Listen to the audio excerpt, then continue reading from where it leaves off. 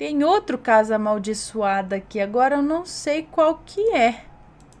Bom, vou ler esse daqui, ó, já que é curto, porque tem um outro que é a casa amaldiçoada, mas é longo.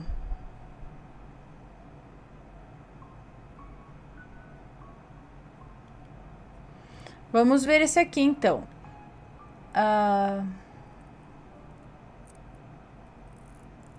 Não, mas é um conto, não é um relato.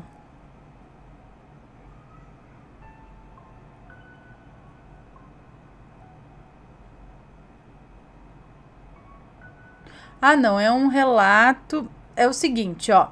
Ana, boa noite. Ando meio distante, mas não esqueço o assombrado, não. Ando trabalhando muito e tá bem corrido por aqui. Conseguimos escrever este ano o livro Causos Assombrados, volume 3. O conto que estou enviando é de uma aluna do 6º ano. Achei a história dela fantástica. Então, assim, é um relato de terceiros, tá? Que chama Casa Amaldiçoada. Ó, na casa que hoje moramos, na cidade tal, que é uma cidade calma e simples, aconteciam muitas coisas estranhas. A minha família me contava que antes, nesse terreno, morava uma mulher que fazia muita maldade para as pessoas da vizinhança. Diziam até que ela mexia com coisas que não devia, se é que me entendem. Após sua morte, 30 anos depois, minha família comprou aquele terreno e construiu a nossa casa. No começo tudo parecia tranquilo, mas depois de alguns meses começou o terror. À noite todos escutavam barulhos de passos no quintal, como pessoas pisando nas folhas e galhos caídos, e os cachorros sempre latiam para o nada. Em um dia normal, como todos os outros, mal sabia minha irmã o que iria passar. De madrugada, ela estava deitada em sua cama, que era uma beliche. Ela dormia na parte de baixo e a sua irmã mais velha estava dormindo na parte de cima. Havia aos pés da cama um espelho muito antigo que pertencia à antiga dona daquele lugar. Ela acordou de madrugada e viu, pelo reflexo daquele espelho, uma mulher sentada nos pés da cama olhando para ela. Num outro dia qualquer, já era de tardezinha e a minha mãe foi descansar um pouco no sofá. Estava quase pegando no sono quando escutou um barulho que vinha da cozinha. Parecia um prato quebrando. Foi ver o que era e parecia tudo normal. Mas a louça que estava suja agora estava limpa. Indo de volta para a sala, novamente ouviu um barulho estranho. Voltou lá para ver e a louça agora estava suja. Ela saiu gritando, chamando meu pai, que também estava descansando. Nisso, ao acordar, meu pai viu alguém na janela observando tudo o que acontecia dentro daquela casa. Essas foram algumas de muitas das lembranças que a minha família sempre me contava. Lá, primeiro o espírito foi lá, lavou a louça. Aí acho que ela falou, nem agradeceu, tá? Então eu vou sujar tudo de novo. Sei lá, mas tem esse lance, né, desses espíritos que, poxa, é muito interessante esse lance aí do espírito conseguir arrumar a casa, lavar a louça. Eu lembro de um relato muito legal aqui, não sei se vocês vão lembrar, da moça que ela tinha acabado de se mudar, pediu ajuda para uma amiga para ajudar a limpar, arrumar a casa e não sei o que. De repente, quando ela entrou num cômodo, tudo arrumado. Entrou no outro, tudo arrumado. Falou, nossa, mas fulana foi rápida, hein? Só que quando ela foi falar com a fulana, falou, não, eu achei que você que tinha, ninguém fez. Ninguém arrumou a casa estava arrumada, a roupa passada, dobrada. Eu falei, gente, mas que espírito eficiente. Esse daí é... A gente brinca, mas você fala, cara... Né? Espírito fazer essas tarefas?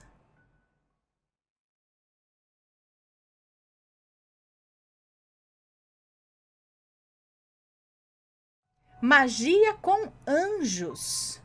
É um moço que nos conta.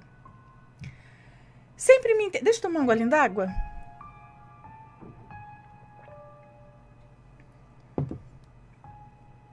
Sempre me interessei por assuntos relacionados à magia e espíritos. E de uns tempos para cá, passei a estudar e pesquisar profundamente sobre algumas vertentes mágicas do ocultismo e de magias que eram praticadas na Europa, no período da Idade Média.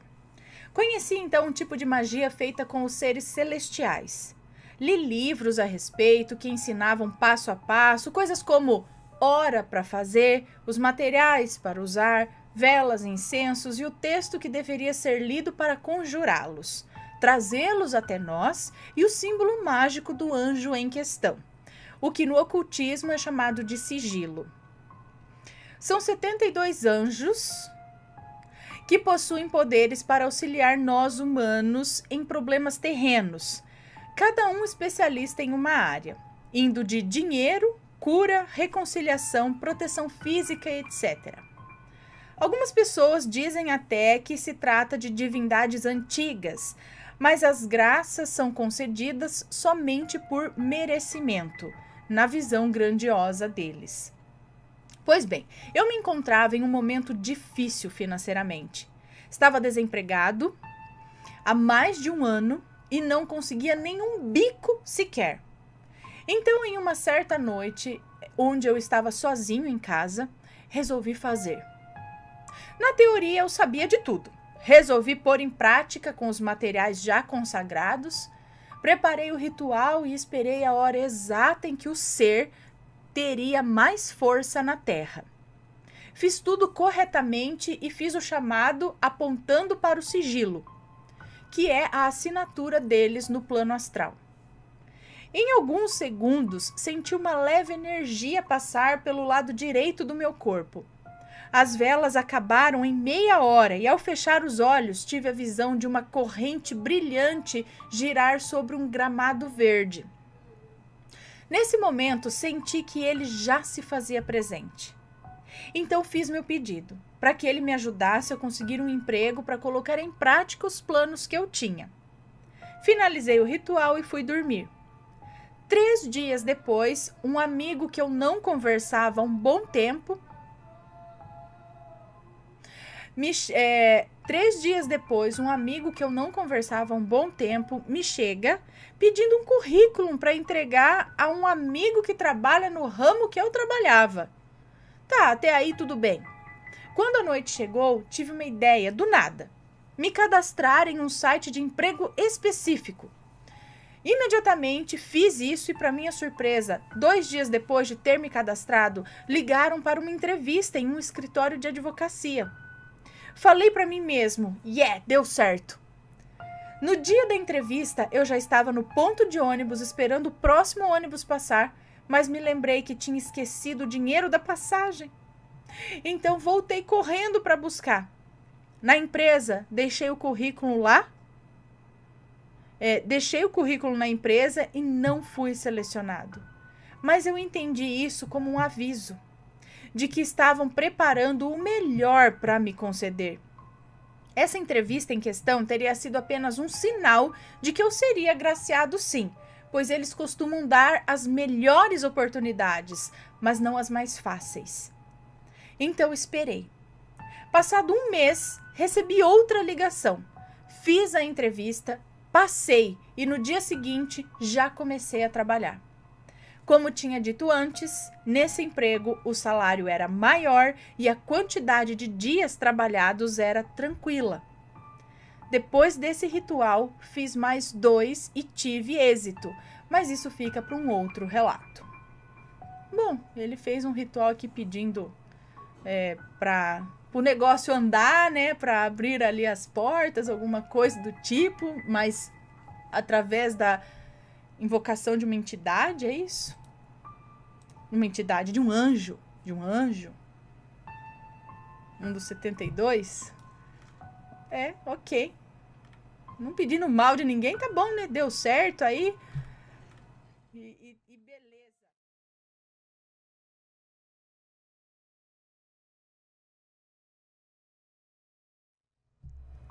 O caixão na estrada avisou a morte. Epa. Olá, Ana, Matheus e Assombrados, tudo certo? Tudo certo. Eu me chamo Fulana, mas aqui serei a Fulana. O relato não é meu, é dos meus avós, ambos que infelizmente já partiram deste plano, mas vou contá-lo na minha narração mesmo. Felizmente, o santo da nossa família é muito bom, então não tenho muitos relatos para contar, e os que tem não são assim nada, uau, que relato, mas não são ruins também. Escrevi no corpo do e-mail mesmo, mas pode retornar o e-mail se preferir que eu escreva em Word. Não tem problema, tá, pessoal? Vocês podem mandar em Word, em PDF ou no corpo do e-mail, indiferente, tá bom? Talvez até seja melhor escrevendo no corpo do e-mail mesmo, tá? Qualquer coisa a gente abre ou não abre, ou lê de qualquer jeito. Os nomes estão trocados. Meus avós contavam que esse relato aconteceu nos anos 70. Eles tinham recém se casado e estavam visitando a casa dos pais da minha avó. Acontece que o papo ficou muito bom e eles acabaram saindo já por volta das 8 horas da noite para ir para casa. Como era noite de lua cheia, eles decidiram que dava para voltar à sua casa, pois a lua cheia ilumina muito bem as noites, sim. Eles moravam mais de 2 quilômetros da casa dos meus bisavós, pois moravam na roça. Montaram ambos em seus cavalos e quando foram cavalgar para casa, a minha bisa apareceu e perguntou se eles tinham certeza que queriam ir, pois ela estava com um pressentimento ruim. Minha avó ficou meio encabulada, mas o meu avô nunca gostou de dormir fora de casa. Detestava até viajar. Então ele decidiu que iriam mesmo assim, e que tomariam cuidado. E para acalmar minha bisa, falou que qualquer coisa, a peixeira estava ali na sua cintura. Partiram e foram cavalgando. Minha avó conta que andar a cavalo dava sono. Então ela, abraçada nas costas do marido, escorou sua cabeça e estava descansando ali. Quando sentiu que o meu avô ficou rígido, do nada. Ela, no susto, se arrumou no cavalo e perguntou o que tinha acontecido. Quando olhou à sua frente, tinha várias pessoas vestidas de preto, cantando uma música enquanto carregavam o que parecia ser um caixão. O cavalo diminuiu bruscamente o passo, quis até parar, mas meu avô respirou fundo e deu comando para ir, e ele foi. Ele foi passada por passada, bem devagar. Ao chegar perto daquele cortejo, todos os homens e mulheres que estavam ali pararam e começaram a encarar os meus avós. Meu avô nem quis olhar para eles, ficou olhando em linha reta e para o alto. Mas a minha avó não resistiu e quis ver quem estava no caixão. Ao olhar dentro do caixão, ela não acreditou. Era o seu João, o fazendeiro, um fazendeiro conhecido ali na região. Minha avó conta que aquelas pessoas ficaram olhando eles passando com o cavalo apenas com a cabeça e o olho, como se estivessem bravas por eles estarem no caminho, e mesmo depois que eles as ultrapassaram, continuaram encarando até eles se afastarem assim uns 50 metros. Aí ouviram aquela mesma cantoria e aquelas pessoas continuaram a andar. Assim que não se pôde mais ouvir o barulho da cantoria, meu avô deu comando para o cavalo correr, o máximo que pudesse, e nem prenderam o cavalo com medo. Correram direto para dentro de casa e esperaram o dia amanhecer. A hora que chegaram lá, eles nem prenderam o cavalo, só desceram do cavalo e entraram em casa, largou o cavalo solto. Amanheceu e eles nem dormiram. Ficaram pensando, gente, o que foi aquilo? De manhã, minha avó convenceu meu avô a irem até a casa do seu João, ver se estava tudo bem, tudo em ordem com ele. E assim que chegaram lá, encontraram todos chorando muito, pois o homem havia falecido aquela noite. Estavam inclusive os mais velhos dando banho no corpo para velar. Assim que entraram na casa, minha avó olhou para os quadros e ficou branca, pois aquelas pessoas que estavam na estrada eram as mesmas que estavam velando. Não, porque aquelas pessoas dos quadros que estavam na casa, eu acho, eram as mesmas que estavam velando o seu João naquela cortejo fúnebre lá, eu acho, né? E ao perguntar sobre essas pessoas no quadro, a viúva, Dona Odila, revelou que eram os parentes do João que já tinham falecido. E aí, Ana, será que os parentes vieram buscar o homem? Mas por que motivo tinha que ser velando o cara, levando dentro de um caixão no lado espiritual também?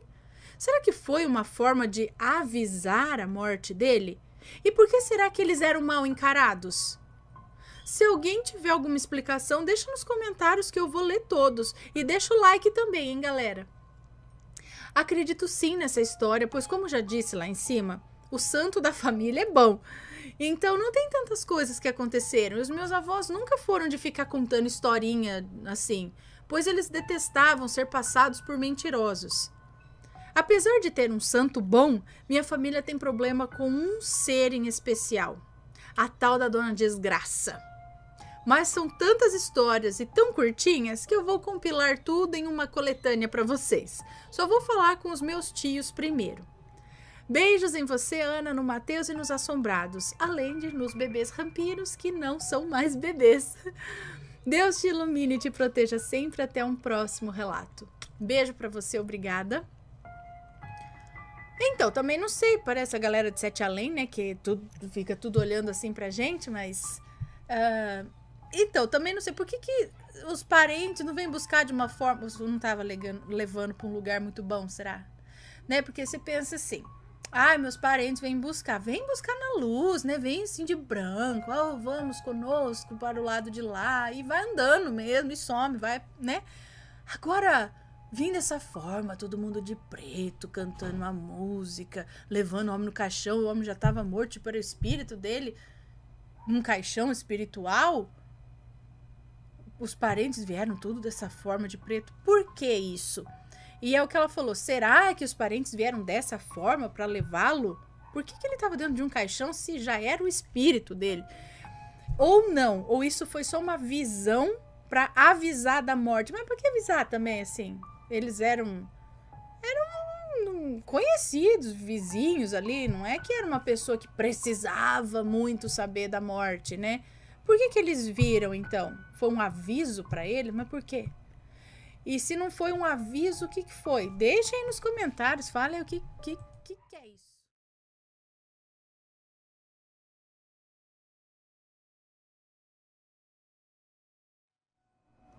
Vou ler esse aqui, ó. O lobisomem. Falando em lobisomem, tá? Ó. Falando em lobisomem, o lobisomem que saiu de dentro da oficina mecânica do meu irmão. Oi, Ana. Fui eu que te mandei o relato do gato da velha. Tenho 44 anos. Moro no Itaim Paulista e vou te contar o relato do lobisomem que aconteceu no início do ano de 2004.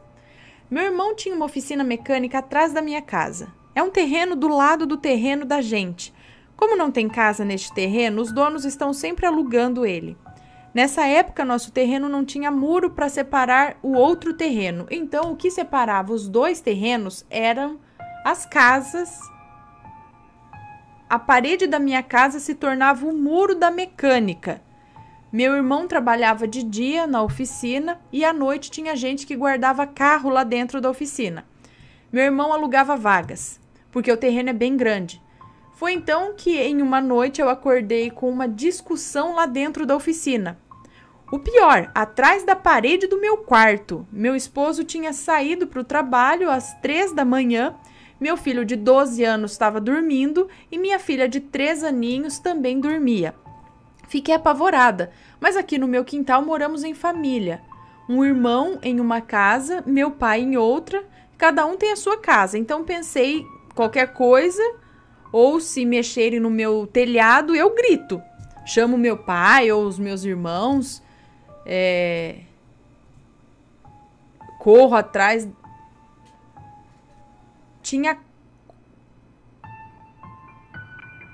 Agora não entendi, corro atrás da parede do meu quarto. Não sei o que lá atrás da parede do meu quarto, então dava para ouvir até um parafuso caindo no chão de madrugada lá na oficina. Tinha gente que guardava carro até de madrugada lá dentro. Outros pegavam o carro de madrugada lá para trabalhar. Mas aquela discussão que me acordou não era bem uma discussão. Sentei em minha cama e prestei bem atenção no barulho. Parecia uma pessoa sendo engarguelada e tentando falar ao mesmo tempo. E se batia sobre os carros. E grunhia muito. Dava muito medo e pavor. Aquela pessoa ou coisa tentava falar num desespero imenso. Até aí eu achava que era gente brigando atrás da parede da minha casa. Entre este terreno, e o meu terreno tem um muro de um supermercado. Na época... Abaixo desse muro tinha uma cobertura de telha. E esse muro fica no fundo do meu terreno, de frente para a porta da minha casa. Foi então que eu vi aquela coisa grunhindo, pulando em cima das telhas desse muro do mercado, que termina em frente à avenida tal. Essa coisa que eu pensava que era um homem brigando, tentava falar, mas ele só grunhia. E foi andando em cima das telhas do mercado fazendo um barulho. O cachorro da gente era grande, era uma mistura de vira-lata com policial, com pastor alemão, seria isso? Quando viu aquela coisa tentando pular dentro do nosso quintal, ele ficou doido, latia e dava saltos no muro tentando espantar o lobisomem. Foi quando meu vizinho começou a gritar para a mulher dele: "Fulana, pega o meu revólver que tem um homem aqui em cima do muro." O que eu não sabia é que o meu pai tinha saído, ele tinha ido para fora para fumar um cigarro e deu de cara com um imenso cachorro marrom em cima do muro tentando pular dentro do nosso quintal. O vizinho gritando, dizendo que é um homem, e meu pai vendo um enorme cachorro. E eu ouvindo tudo, mas não abri a porta da minha casa para olhar, porque eu estava quase morta de medo, e rezando que só. Olhei a hora no relógio, era 5:30 da manhã. O dia já estava clareando. Meu pai disse que o bicho era tão grande que mataria o nosso cachorro só com uma mordida e uma patada. O bicho também viu meu pai, mas quando o vizinho gritou: "Fulana, pega o meu revólver que tem um homem em cima do muro", o meu pai disse que o bicho pulou no beiral da laje do vizinho e saiu correndo por cima das casas do vizinho, que dava acesso à avenida. Ele pulou uma altura de uns 5 ou 6 metros, se agarrou no toldo do bar do vizinho para descer e chegar na rua, onde as unhas dele entraram no toldo e ficou rasgado, igual se tivesse passado uma faca de fora a fora. No amanhecer do dia, não se falava em outra coisa que não fosse o lobisomem. Uns acreditavam, outros não. Teve gente que chegou a dizer que era alguém com fantasia querendo assustar. Mas não acredito, não. O vizinho ouviu barulho nas telhas do mercado e por isso saiu para ver o que era. Meu pai tem quase 70 anos, não tem por que mentir. Até hoje ele diz que viu um enorme cachorro em cima das telhas do mercado e não um homem.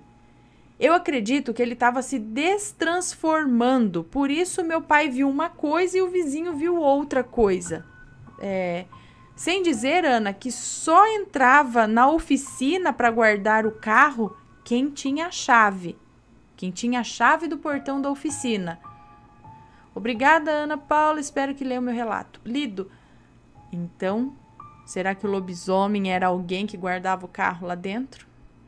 Ok.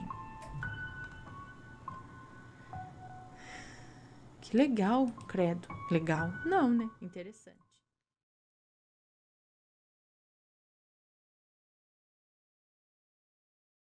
Milagre de Nossa Senhora Aparecida. Oi, Ana, me chamo Fulana, tenho 19 anos e sou de Porto Belo, Santa Catarina. Sou muito fã do canal. Hoje, assistindo os relatos com a minha mãe enquanto almoçávamos, ela relembrou essa história e eu tive a ideia de mandar para vocês. O relato que vou contar aconteceu com a minha mãe e com meu irmão. Não se preocupe, se houver nomes já estarão trocados. Obrigada. Na época do relato, meu irmão tinha 15 anos. Hoje ele já está com 31. Ele e meus primos adoravam andar de bicicleta na rua, perto de casa, e colocavam aqueles ferros na roda traseira para fazer barulho quando empinassem. Grande erro. Em um desses dias, para parecer moto, né? Fica... não é? Em um desses dias, estávamos em casa quando a minha prima veio desesperada avisando: Tia, o carro pegou o Lucas lá na rua, vai lá.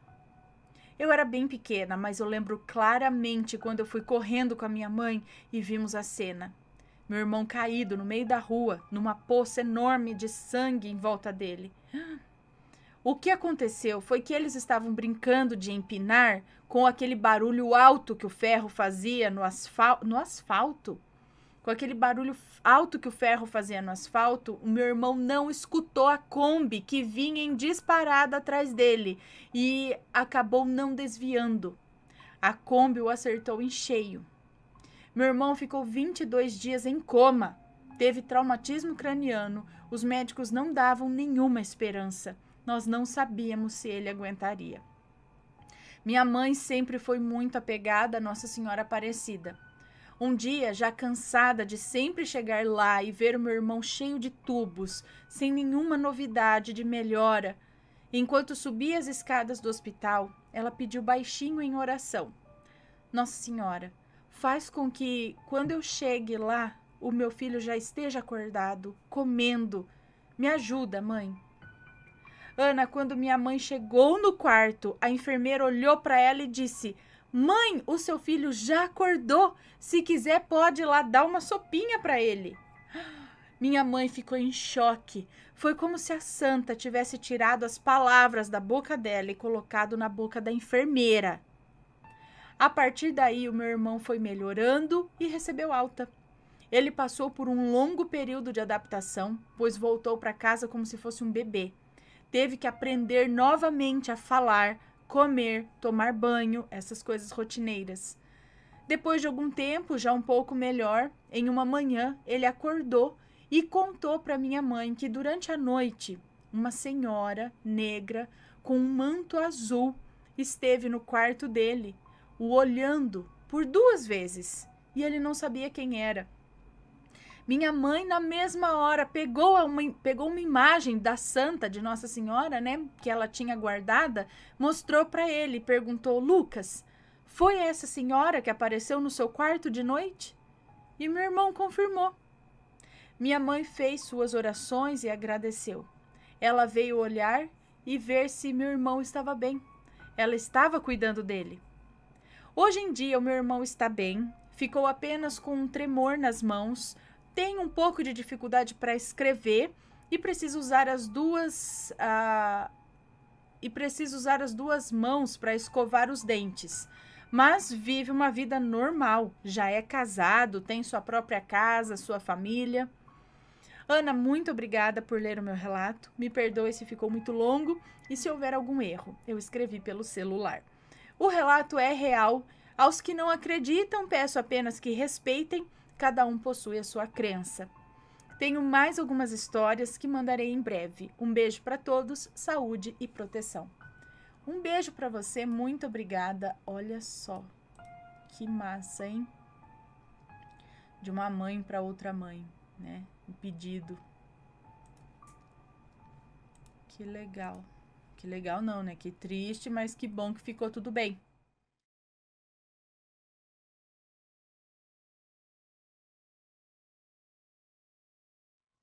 Relato de uma enfermeira.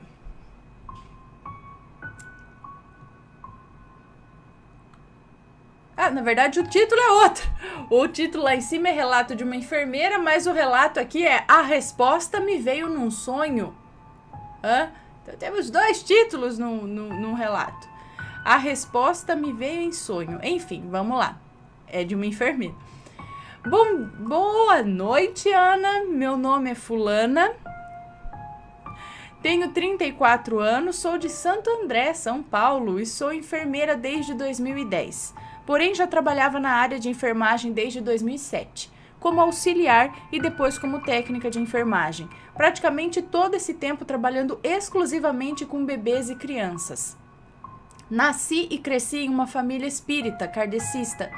Portanto, desde que me entendo por gente, acredito em reencarnação, vida após a morte, etc. Acredito que tudo tem um porquê.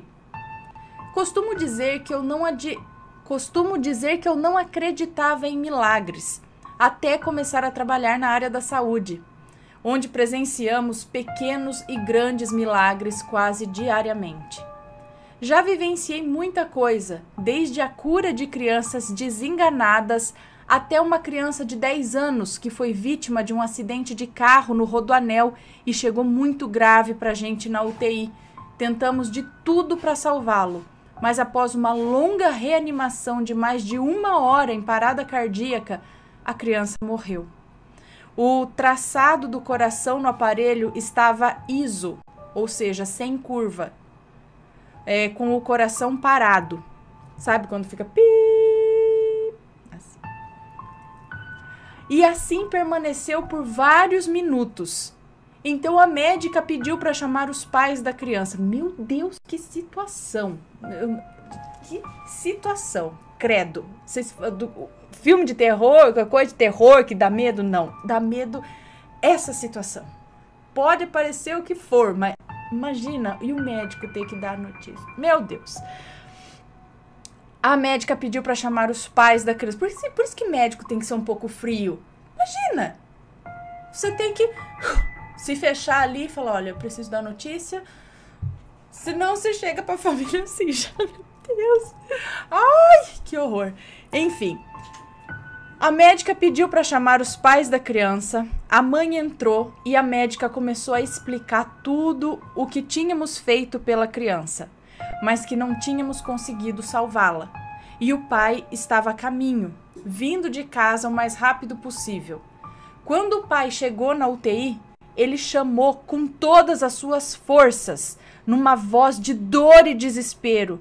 E ele disse, filho, volta, fala com o papai. No mesmo instante, o coração da criança voltou a bater, acelerando gradativamente.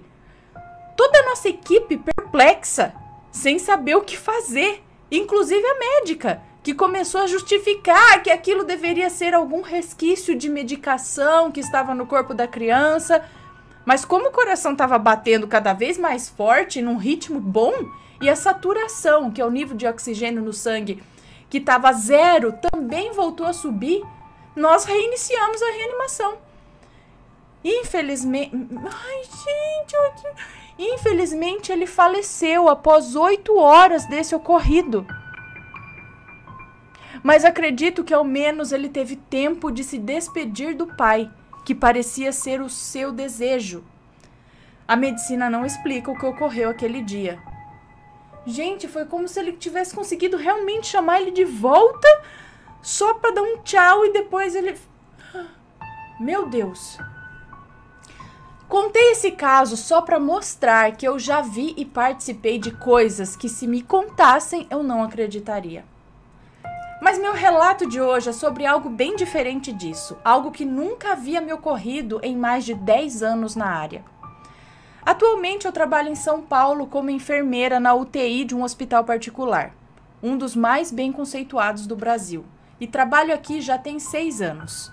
Sempre que estou trabalhando, procuro ligar meu lado profissional com meu lado espiritual, ou seja, quando estou cuidando ou examinando uma criança, além de fazer todos os meus deveres que a profissão exige, além de aplicar toda a técnica, ao mesmo tempo, enquanto estou ali cuidando, acima de tudo, de crianças muito graves ou perto de morrer, eu procuro me ligar em prece, pedindo por aquela criança, que seja feito o melhor por ela. Peço pela família, muitas vezes chego a me emocionar e lágrimas brotam nos meus olhos. Ai, por isso que é difícil. Eu trabalho à noite e certo dia peguei plantão na UTI pediátrica como de costume. Quando eu soube de uma criança que estava em um dos leitos, que era a mais grave de todas. Ela nunca havia ficado doente, era perfeita e faltava cerca de 1 semana para completar 1 ano. Era uma menina gordinha e linda, porém nos últimos dias ela havia contraído uma bactéria muito grave que a estava matando. Por mais que todos os recursos estavam sendo aplicados na tentativa de salvar a vida dela, desde os melhores exames até as melhores medicações, nada parecia fazer efeito. A criança piorava a olhos vistos estava ficando deformada. Algo chocante, até mesmo para quem já está mega acostumada a ver esse tipo de coisas. Eu estava ali trabalhando e só me perguntando em pensamento: meu Deus, o que essa criança fez para merecer tanto sofrimento, Senhor? A circulação dela estava muito ruim e ela começou a ficar roxa desde os pés e foi subindo para as pernas, barriga, algo que chamamos de síndrome compartimental. Ela estava tão inchada que os órgãos abdominais não conseguiam trabalhar direito. Estavam todos comprimidos e a barriga dela estava ficando cada vez maior e mais roxa. Por mais de uma vez, eu e outra enfermeira que estava comigo sugerimos para a médica que ela deveria ir para o centro cirúrgico imediatamente para fazer uma cirurgia onde a barriga é aberta a fim de descomprimir os órgãos internos. Porém, a médica estava querendo ver se conseguia adiar a cirurgia até amanhecer. O cenário era caótico e eu estava chocada com aquela cena. E mais uma vez tentava em pensamento fazer alguma oração enquanto eu trabalhava. Eu estava inconformada. Uma criança tão linda. Como? Por que estava passando por aquilo, Senhor? Mesmo eu acreditando em tudo o que ocorre, mesmo eu acreditando que tudo o que ocorre tem uma causa e que Deus é justo, nós que somos pequenos demais para entendê-lo muitas vezes, ainda assim eu não parava de me perguntar por que ela tinha que passar por tudo aquilo. Se não era melhor ela morrer de vez do que ter que passar por tudo aquilo? Por fim, o estado dela se estabilizou um pouco. E como já era madrugada e temos direito a 1 hora de janta, eu estava muito cansada. Deixei a paciente com a outra enfermeira e resolvi usar esta 1 hora resolvi usar esta 1 hora para tirar um cochilo ao invés de comer. Nesse momento, quando eu saí do setor, eu já me desliguei de tudo que estava acontecendo lá dentro. Nós, da área da saúde, temos que saber separar as coisas. Senão, levamos os nossos problemas do serviço para casa e ficamos doidos. É isso que eu falo. Sentei na poltrona para tirar um cochilo, comecei a mexer um pouco no celular e logo comecei a ficar sonolenta. Sabe quando você tá quase dormindo? Quando parece que você tá meio lá, meio cá? Pois é, foi nesse instante que me ocorreu algo que nunca havia acontecido. Foi como se eu estivesse sonhando, mas não era bem um sonho. Era como se fosse uma visão. Foi algo muito rápido, parece que durou apenas alguns segundos. Porém, foi tudo tão real e cheio de detalhes que parece que eu estava realmente ali. Eu estava num campo de batalha. Era dia, tipo fim de tarde. Não sei como, mas eu sabia que aquilo era bem antigo, há muitos séculos atrás. Eu vi pessoas batalhando com lanças e espadas, pessoas com armaduras, muito sangue espalhado por todo canto e muita gente morta no chão. Nisso eu vi uma pessoa, um homem. Eu não podia ver o rosto dele. Era como se eu visse a cena pelo ponto de vista dele. Ele tinha uma espada que eu não sei o nome, era meio curva e parece que era mais larga na ponta do que perto do cabo.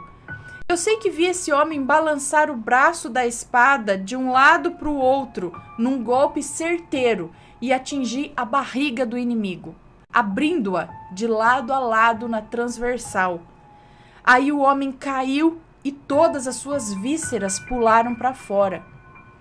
Depois eu vi esse homem fazer a mesma coisa com outros soldados que já estavam mortos no chão. Ele ia passando entre os corpos e passando essa espada com muita força e num golpe só na barriga dos soldados mortos. E eu vi os intestinos pularem para fora. O homem sentia prazer nisso. A cena foi tão chocante que num instante eu dei um pulo na poltrona, voltando a mim. Eu estava assustada e com o coração acelerado. Não sabia se aquilo que eu acabei de ter tinha sido um sonho ou uma visão, de tão real. Porém, eu estava tão cansada que logo parei de pensar naquilo e dormi. Pouco tempo depois, eu voltei para a UTI, pois a minha hora de janta já havia acabado, e fui direto para o leito daquela criança. Nem estava mais lembrando daquele sonho estranho. Quando cheguei, eu percebi que em questão de 1 hora a criança havia piorado muito, estando roxa agora até a altura dos ombros. Estava horrível. Logo depois, a médica cirurgiã, que havia sido chamada na madrugada, chegou para avaliar a criança e levá-la para o centro cirúrgico. Porém, quando chegou no quarto e viu ela naquele estado, disse que não havia tempo de mandá-la para o centro cirúrgico e teria que fazer a descompressão ali mesmo. Nisso, começamos a preparar tudo e a médica tinha muita pressa. Em questão de minutos, a UTI estava preparada como uma sala cirúrgica, cheia de luzes e campos estéreis, e a doutora rapidamente abriu a barriga da criança com o bisturi. Eu estava ali perto, acompanhando tudo, e no momento que a doutora alcançou a camada mais interna do abdômen, puf! Suas vísceras saltaram para fora. E no mesmo instante, como num choque, aquela visão dos intestinos pulando para fora, veio à minha mente a cena do campo de batalha e dos soldados.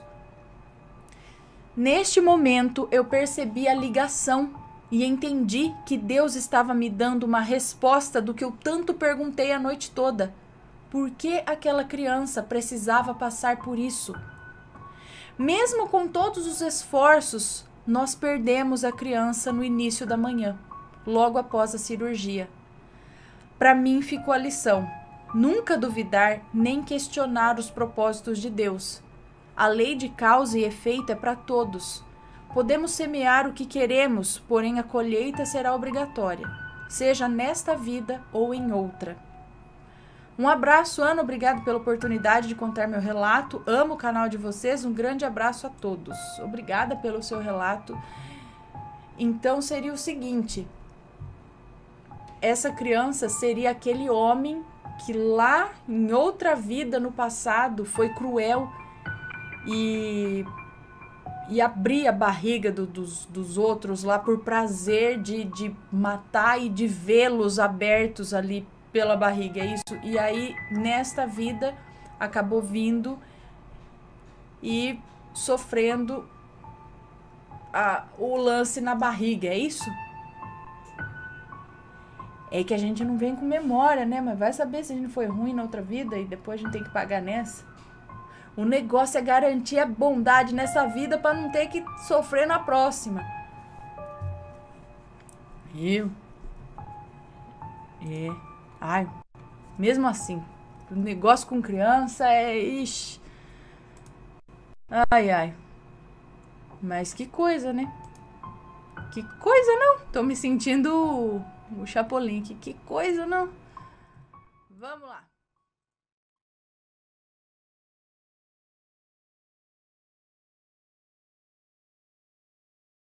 Vamos ler mais um relato. Deixa eu ver esse daqui. Eu teria que colocar uma foto. Mas eu coloco, peraí. Deixa eu já fazer. Eu vou pôr uma só, para não pôr várias, mas já vai dar para ter uma ideia. Cadê? Aqui. Aí depois eu coloco já aqui para vocês. Eu vou ler o relato primeiro. Semente extraterrestre? Tá, ela colocou as fotos, colocou o vídeo mostrando ali a coisinha, mas eu vou colocar uma foto só, que acho que já dá para ter mais ou menos uma ideia. Vamos lá.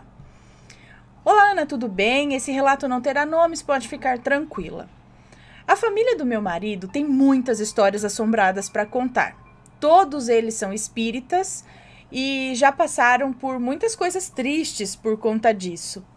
Ainda vou criar coragem para escrever alguns relatos, pois são bem longos e já passei por uns perrengues junto depois que comecei a namorar o meu atual marido.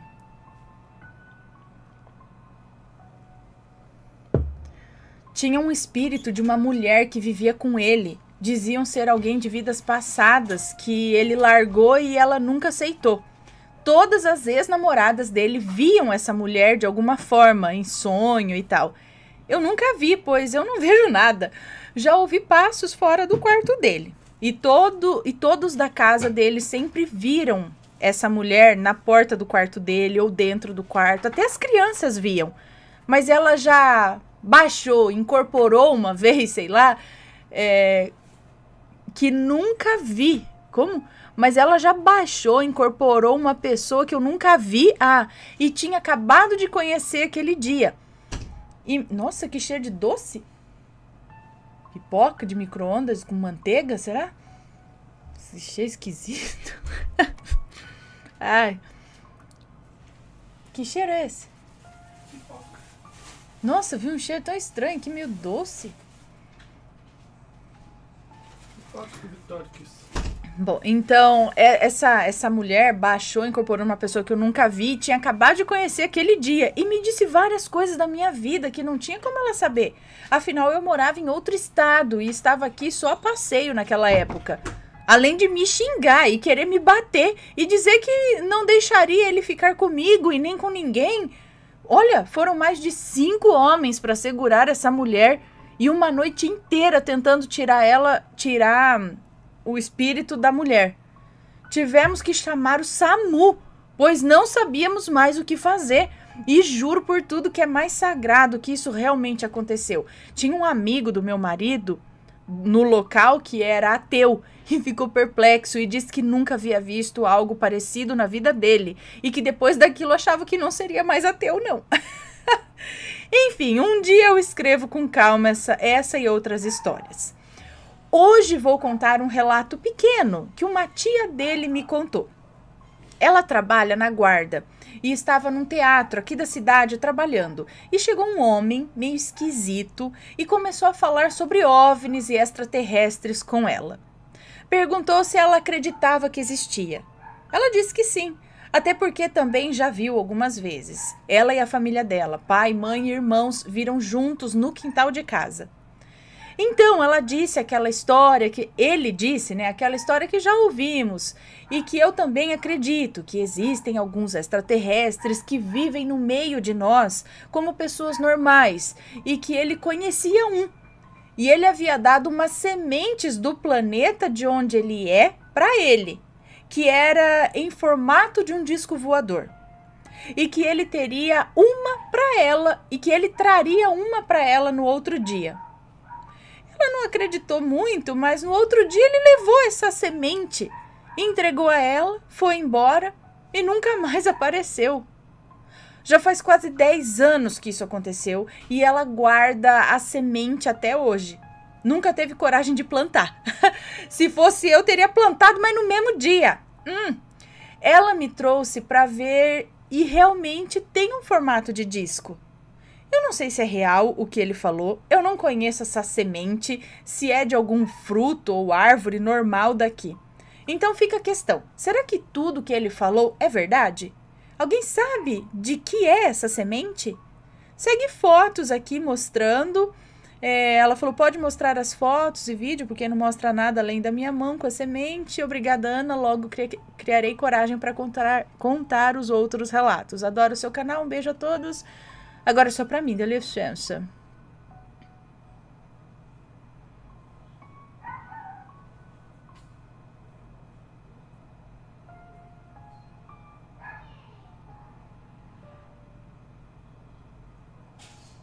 Aqui, tá. Então, aqui vamos pôr a imagem. Porque eu já vi isso, tá? Ai. Onde que é mesmo? Ai, rapaz. Ei, esqueci onde que eu salvei. Acho que achei. Tarará.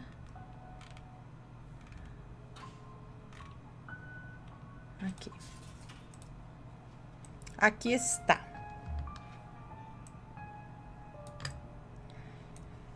Esse daqui, ele é do mesmo jeito do lado de baixo, tá? Eu já vi isso no chão. Eu acho que eu já peguei. Eu guardei um. Pra mim, é pedra. Eu achava, até hoje, que é pedra tipo seixo rolado, sabe? Pedra de rio, que por algum motivo fica nesse formato. Inclusive, eu guardei uma vez, que era... Eu peguei justamente porque parecia um disquinho voador e guardei, porque eu ando no chão catando pedra. O Adilson sabe disso. E aí eu via, em formato de coração, não sei o que lá, pedrinha, via pedra, catava, botava no bolso. E eu já peguei uma dessa, eu acho. Só que já não sei mais onde tá, né? Eu tinha até pouco tempo, você que tá... Mãe, você tá aí, mãe? Eu acho que tem uma... Não sei se tem mais... Uma caixinha minha que tinha uns brincos, uns negócios. Tinha uma pedrinha também, não tinha? Ou era uma pedrinha? Não sei se era em forma de coração, de disco voador. Agora eu não sei. Mas vocês já viram isso daí? Eu não sei se isso é semente, gente. Agora, se for semente também, alguém conhece, tem alguém assistindo aí que sabe o que é. Fala, não, isso é pedra. Eu já vi isso aqui, aquilo lá, já peguei. Ou não, isso é semente de tal coisa. Agora, se for semente do que o ET deu, é semente do quê? Ele não explicou, não falou, só deu uma semente, vai nascer o quê? Daí um ET, uma árvore do quê? Curiosa, né? Vai nascer um disco voador. Por que tem formato de disco voador? Só porque é ET vai ter formato de disco voador, a semente? As nossas sementes daqui, então, tinha que ter formato do quê? De um Fiat 147? Não, nem é brasileiro. Que carro que é brasileiro? De um Gurgel. Não sei, gente, né? O que ela falou, não sei, tá aqui, se alguém souber, diga. Agora, por que esse cara chegou do nada falando com a moça, né? E aí, você acredita? Tipo, você acredita? Vou trazer a semente pra você. Você não... acredito. E daí a semente. Eu também não teria coragem de plantar, não. Vai espalhando semente do outro planeta aqui, vai saber que vai trazer um vírus, um bicho, um negócio. A gente não planta nem da China, que dirá de outro planeta. Não. Mas é que, a hora que eu bati o olho, não sei, eu falei, eu já vi isso no chão, já peguei, acho. Na mão, bem parecido.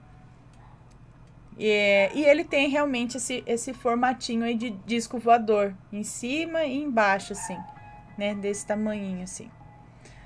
Eu diria que é uma pedra. Que fica nesse modelinho aí. Agora, deixem aí suas opiniões. Alguém já viu? Matheus, você conhece? O quê? Essa pedrinha? Que pedrinha? Semente? Eu não sei. É rocha. Rocha. Conheço. Ah, você tá zoando. Quando ele fala desse jeito, eu sei que é porque não faz ideia. Mas aí ele... Seixo ralado. Eu já vi uma semente parecida que você deu. Ah, quer ver? Google Lens, gente, daqui. Putz, você levou pro Vitória.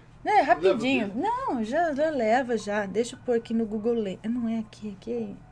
Pera aí, gente. Vamos ver aqui se ele fala. É semente pitomba. Ah, não deu. Deu umas pedras pretas aqui, ônix. Ai, que cada ônix bonito. Olha.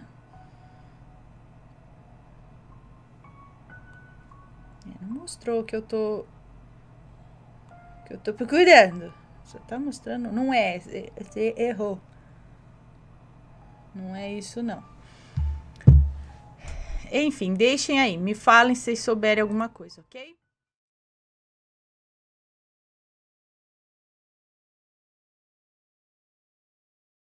Spell para virar lobisomem. Ah, também? Vamos lá, não tem nomes, é um moço que nos conta. Vou contar uma coisa que eu fiz sem ter muita confiança e sem acreditar muito. Desde já quero deixar bem claro que ninguém é obrigado a acreditar nisso que eu vou contar, mas é algo que realmente aconteceu comigo. Vamos ao relato. Entre os 13 e os 14, dos 13 aos 14 anos, eu comecei a ver muitos relatos relacionados a essa incrível criatura que chamamos de lobisomem. Nunca pensei que esse bicho poderia ser realmente real, pois eu via muitos relatos, mas sempre ficava com um pezinho atrás. Quanto mais eu via relatos e estudava sobre lobisomens, mais eu ficava intrigado e alucinado por eles. Até que um dia eu comecei a ver coisas relacionadas a rituais de transformações e achei algo chamado Spell do Lobisomem, onde ensinava a fazer uma espécie de ritual. Constava ali em escrever algumas coisas em não é a palavra, consistia em escrever algumas coisas em um papel e repetir essas mesmas palavras em uma noite de lua cheia. Quando vi isso, achei meio idiota e na hora pensei que não ia funcionar. Mas como eu estava ansioso para ver o resultado, eu fiz sem pensar 2 vezes. Não, eu fiz sem pensar por 2 vezes. Acho que é isso, ele fez 2 vezes. Peraí, gente. Aguenta. Esperei o dia da lua cheia e, por incrível que pareça, foi no dia do meu aniversário. E quando deu por volta da meia-noite, saí de casa e fiz o ritual escondido. Quando terminei, fui tomado por uma sensação realmente estranha e um pensamento veio à minha cabeça. Cara, você não deveria ter feito isso. Mas mesmo assim, ainda fiquei meio desconfiado, não acreditando muito. Vale lembrar que no site onde eu vi esse ritual, tinha algumas coisas dizendo que poderia acontecer depois dele. Enfim, terminei o ritual, fui para casa dormir.